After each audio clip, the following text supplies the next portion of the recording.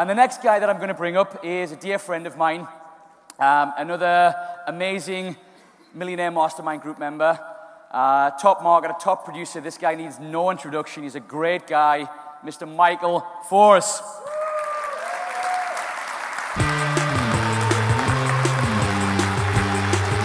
What's up, buddy? Awesome stuff, Greg. Thanks. Go kill some fish. Well, everyone, they wanted me to come out here and share a couple of things with you. I think there's been a common theme that you probably noticed today. We've been talking about a lot of non-Google stuff. I think you probably got a sense of that. And I want to talk a little bit about getting back on Google. I want to talk a little bit about content and why search engines are so important, and some of the projects that I've been working on, some of the things that I've been doing that has been helping my team. And I'm about to launch here in about a little less than a week, and you're going to see it everywhere, and it's going to bring a lot of value to the entire community, because I think that it's where everything's going and has been going for a while. The Make Money offer is dead. It's about education. It's about curriculum, as Jay and Aaron said. It's changing. A lot of things are changing. You kind of have to be on the cutting edge. You have to be able to see and feel these trends and things that are changing the marketplace, because the internet does not stand still for a single second and for no one. So you always have to be adapting and changing. So let's jump right into it.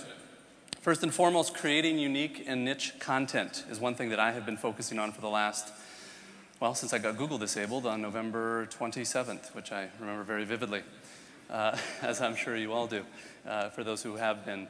But I went right to work. Like many of you heard on my conference calls and webinars, I went right to work, and I went to figure out how I could get back on Google, what Google wants. I mean, we all kind of knew, but we all kept avoiding it because we kept, using the Make Money offer, kept making sales. So if it wasn't broke, don't fix it. But something's broken now, so it's time to fix it. And that's what I went to work to do. So what I've been doing here, and what I suggest you all do, is start creating some multiple niche blogs for different categories. I targeted 10 different categories. The main ones: home business, MLM. I go after small business, franchise business. I go after all kinds of niches, always finding something. Internet marketing, all these different niches I went after. I built a blog for every single one of them. I write a blog post. I actually have someone who does this. Obviously, when you can afford to do so, you're going to want to do that. But if you're in the beginning, you're going to want to be writing all these things yourself and building as much content on the internet as humanly possible, unique content. Write one article a day, one blog post a day, do one video a day, and just keep on doing it. Understand that this stuff is going to accumulate. But when you're doing this stuff, make sure that you are offering value. You kept hearing value-driven. You kept hearing Juan Walker talking about doing things. He's showing a little bit of training. He's not giving away the farm, but he's giving a little taste. He's giving a little bit of that carrot to pull them in a little bit. So make sure that you're doing that. Start solving problems, being unique. Create a voice. Find your own voice. Don't try to be Juan Walker. Don't try to be me. Be yourself. Talk about what you're passionate about, what excites you. And you'll find that you're going to get a lot of results. Use metaphors, all the other things I hear. Create stories, entertain, educate. You saw Greg, a great entertainer, and he tracks people from all walks of life. I mean, he has a huge team as well. So make sure that you're doing all of that. Like I always say, there's a million ways to $1 million. Just find your way, and you'll get there. Educate, always part of it, and obviously distribute via the channels, Google, all the search engines, Yahoo, Bing, YouTube, all the free ones out there in the beginning until you start getting some sales and rolling, and then you can get into bigger things, maybe CPA, maybe radio, like they were saying, have your own TV shows. You can do all this stuff down the line. But in the beginning, start with the things that are free, places where you can get SEO'd. We had a great SEO training today, so make sure that you're doing all of those little things. And one of the things that really hit me today that I remembered, and I actually had this in my slide, is what Fernie was saying, is that people share content. They don't share capture pages. So think about that. They're not going to say, oh, I saw this amazing headline and this, crazy guy swimming with the sharks, right? I mean, maybe they would in Greg's case, but, content, something, solving a problem, educating them, finding a solution to whatever pain or thing they're looking for. And you'll find yourself getting a lot of followers. That's actually where I'm moving toward. Create unique video content. This piggybacks off of unique content as well. We all see all top marketers do it. You see Mike Dillard, you see Frank Kern, you see Ryan Dice doing all these little video trainings, right? These little PowerPoint video trainings that you do. With all of the curriculum and everything that we have in the back office, not as much as these guys, but you're on your way to learning as much as these guys. So start taking some of that knowledge, start taking some of that education and saying, I know how to monetize Twitter. So I'm going to show you 2 to 3 minutes and 2 to 3 slides on how to do that. And you'll pull people in. More people want to learn this industry and this skill set than any other industry that I have ever seen. More people are excited about social media and monetizing the internet, leverage, time, all of these kind of things. Business running 24/7 to the largest market, 1.5 billion people all over the planet. I mean, you just don't get that in traditional business. So make sure you capitalize on it. Start training, start teaching people. But again, don't give everything away. Give things in little bites. So you pull people in a little bit, give them a little bit more, just like Juan was saying. You know, always be creative. You know, seek and find a different spin on things. If you see something out there, don't just cut and paste it or copy and do the exact same thing. Make it your own voice, make it your own, and law of attraction will do the rest, and you'll attract people to your business. And always be passionate about everything that you do. Be excited, be pumped. I mean, when I do webinars, I'm so excited and so pumped about what I'm training and what I'm teaching, or when I do a sales presentation, every phone call that I do, anytime that I'm on the phone and I'm having a conversation about this business model, I am on my feet and I'm practically screaming through the phone. I know it doesn't sound like it on my webinars. Everybody tells me that I sound like I'm half asleep, but I'm trying to yell. I feel like I'm being passionate, but I guess I just have one of those lower tone voices. But so yeah, do all of that. Just give them a taste. You know, that's all going to gain credibility. That's all going to get you to be that expert. And what do? People want to learn from experts. People want to follow leaders. People want to follow people that have something that they want. So be that person, and you'll find yourself to be much more effective in your marketing. Content ideas, obviously research all the most profitable keywords, which, you know, most of you already know what they are, and if you don't, you can find most of them in the back office. You can always go after new niches, always follow trends, always building new ad groups, always building, you know, writing new articles, always finding new niches that you can go after and capitalize on. They're out there. That's one of the great things that I love about this business, is that if I sold vitamins all day, I'd have to target everybody who only wants vitamins. Where this, it's a product line, whatever your product line is, and it's also an education. So everybody wants that. Everybody wants a make money opportunity mixed with an education. So you can go after niches for decades. That's one of the powerful things about this model. Visit popular. People always ask me, where should I get some ideas? Where should I get some really good stuff for content? I'm looking for content. I'm looking for content. Everyone in this room goes after it every single day. You're all on CNN.com every day. You're all on MSNBC.com every day. You're all on the most popular blog sites. You're all looking at business.com and about.com, and you're all running around all these sites. It's all right in front of you. Take that content and that information and apply it in a smaller form and tell it in your own way with your own spin and story on it. But don't cut and paste. Never cut and paste, because that's not what the search engines want. That's not what is going to serve you, because if somebody sees, oh, this guy just regurgitated, you know, and cut and pasted someone else's stuff, I mean, it's not going to serve you. I mean, we're called carbon copy, but, you know,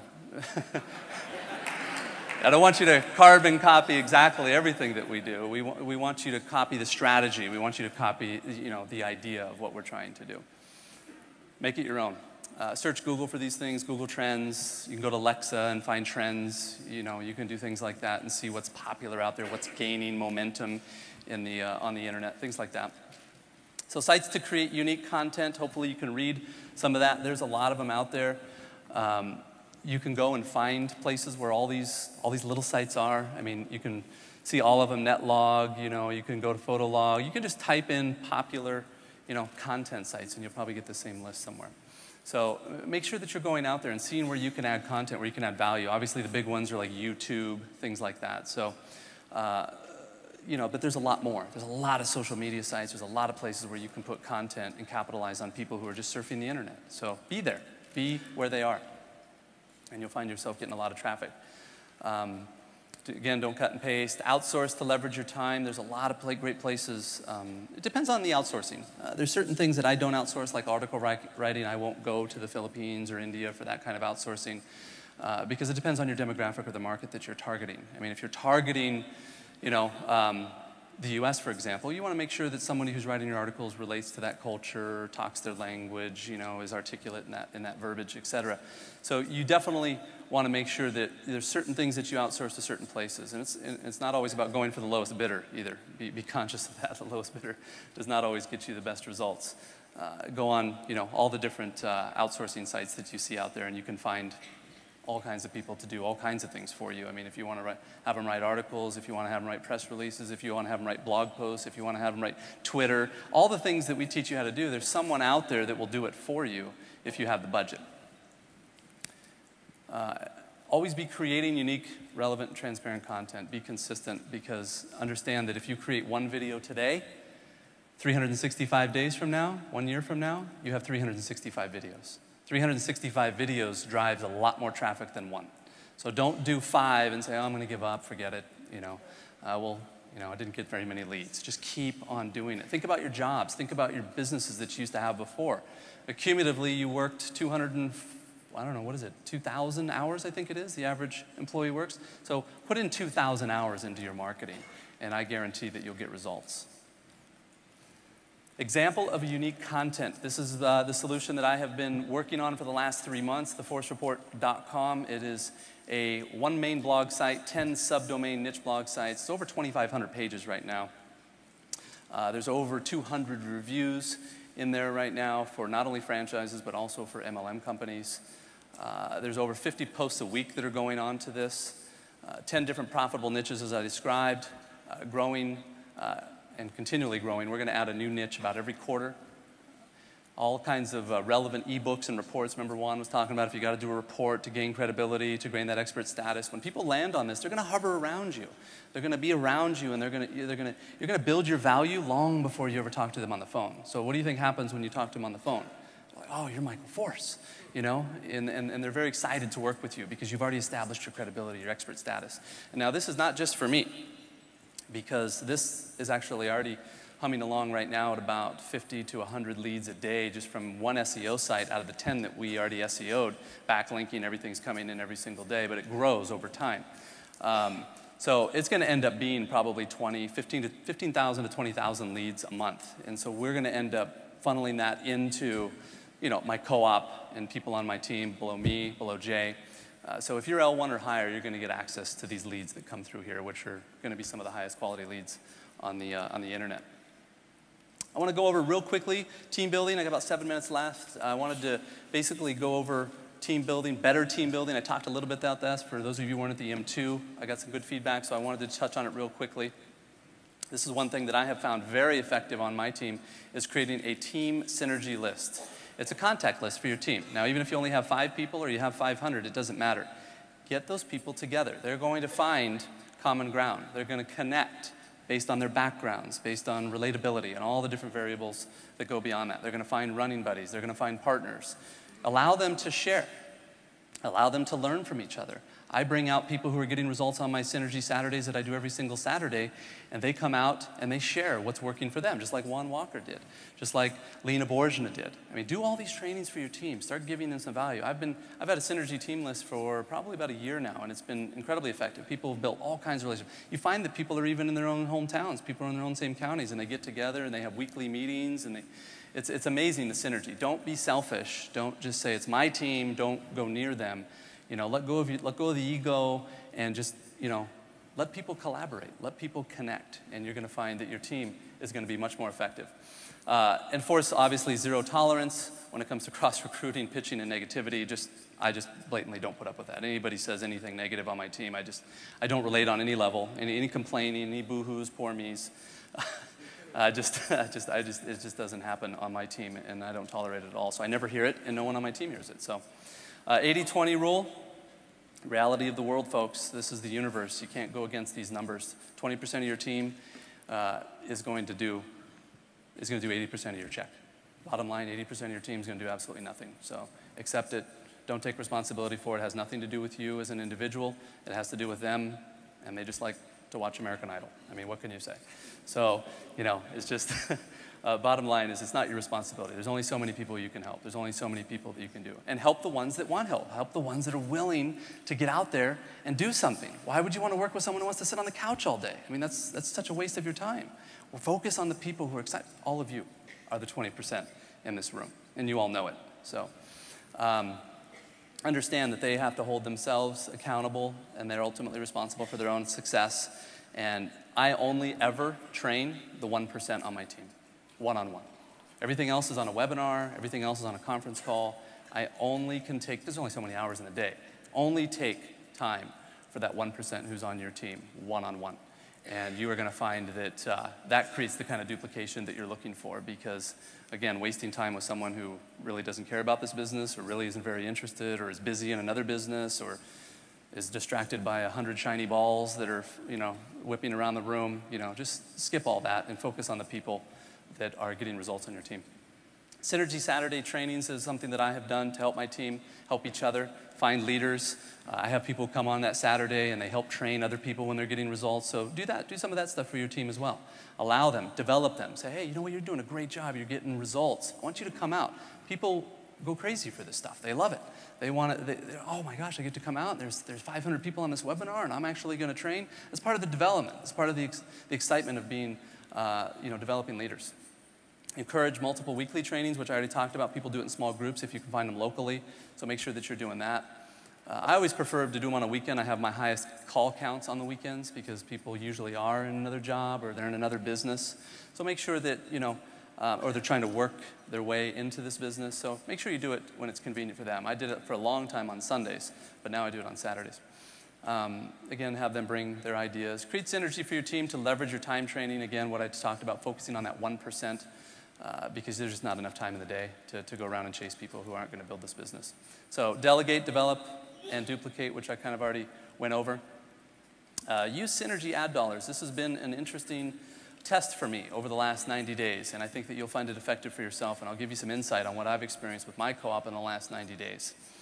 I think it's going to be effective because not everybody has huge teams right now, but you're in development, you're building teams, maybe you have 5, 10, 15, 20 people. Start creating little mini pools of ad dollars, pulling your ad dollars to get more ad spend. Maybe you can get a full-page magazine. Maybe you can get a little radio ad. Maybe you can pool your resources into a PPC account or something like that. And you're going to find that you're going to get a little bit more leverage from those, from being able to pool those ad dollars. I mean, many people only have, maybe if you only have $500 a month, but the rest of your team has $50,000 a month that they can spend combined, you're going to get a lot more access to bigger media buys, and you're going to find yourself to get better leads. So if you can't do it yourself, reach up to your team leader and push them to do it. Pool ad dollars to lower cost and create consistency. You should obviously have restrictions. This is something that I've learned to ensure a marketing mix and not to enable. Had some detailed conversations with Jay and Aaron.